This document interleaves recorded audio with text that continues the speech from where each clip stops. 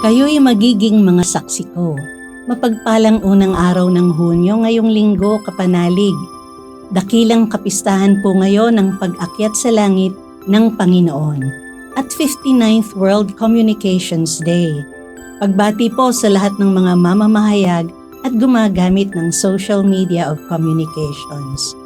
Ang mensahe po ni Pope Francis para sa araw na ito ay ibahagi ng may kahinahunan ng pag-asa na nasa iyong puso.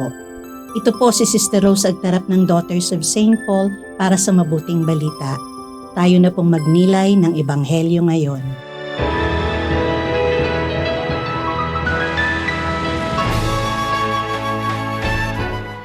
Sinabi ni Jesus sa kanyang mga alagad, Ganito ang nasusulat. Kailangang magdusa ang Mesiyas at pagkamatay niya ay buhayin sa ikatlong araw. Sa ngalan niya, ipahayag sa lahat ng bansa ang pagsisisi at ang kapatawaran ng mga kasalanan. Sa Jerusalem kayo magsisimula. Kayo ang magiging saksi sa mga ito. Ipadadala ko naman ngayon sa inyo ang ipinangako ng aking Ama, kaya manatili kayo sa lungsod, hanggang mabihisan kayo ng lakas mula sa itaas.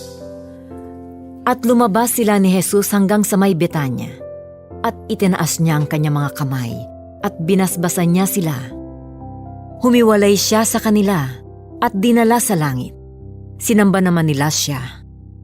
Nagbalik sila sa Jerusalem na puspos ng galak, at lagi sila sa templo na nagpupuri sa Diyos.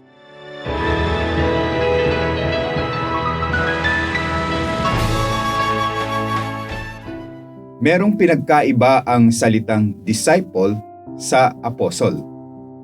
Ang salitang disciple ay nagmula sa salitang Latin, discipulus, nang ibig sabihin ay tagasunod o estudyante. Ang salitang apostle naman ay nagmula sa salitang apostolos, na ang ibig sabihin ay ipinadala. Dumadaan muna sa pagiging disipulo ang isang apostol. Kailangan munang mag-aral o dumaan sa isang formation ang isang disipulo para magampanan niya ng mas epektibo ang kanyang misyon saan man siya ipadala. Noong tinawag ni Jesus ang kanyang mga alagad, hindi naman sila agad isinugo ni Jesus upang magturo at magpalaganap ng mabuting balita, magpagaling ng mga may sakit, magpalayas ng demonyo at magbinyag. Hinayaan muna niyang sumailalim sila sa formation para sa misyon. Ipinaalam ni Jesus sa kanyang mga alagad na importante ang pagkakaroon ng malalim na pakikiisa sa kanya bago nila magampanan ang misyon. Sa mabuting balita ngayon, narinig natin ang pagsugo ng ating Panginoong Hesukristo sa kanyang mga alagad. Sila ngayon ay ganap na mga apostol. Ngayong mga apostol na sila, hindi ibig sabihin ay hindi na nila kailangan ang komunyon sa Diyos habang sila ay nasa misyon. Communion and mission. Parehong mahalaga ang dalawang ito para sa isang apostol. Ang misyon na ginagawa ng mga apostol ay bunga ng pagkakaroon nila ng komunyon sa Diyos. Sa bisa ng ating binyag, tayo rin ay naging disipulo at apostol. Lagi nating alalahanin na ang Diyos pa rin ang gumagawa ng misyon. Nakikibahagi lamang tayo. Bilang mga disipulo at apostol, magkaroon nawa lagi tayo ng komunyon sa Diyos upang dumaloy ang misyon na ipinagkatiwala niya sa atin. Mga kapanalig, maraming salamat po sa inyong suporta sa aming misyon. Subscribe, like, share, and follow po lines sa aming social media accounts.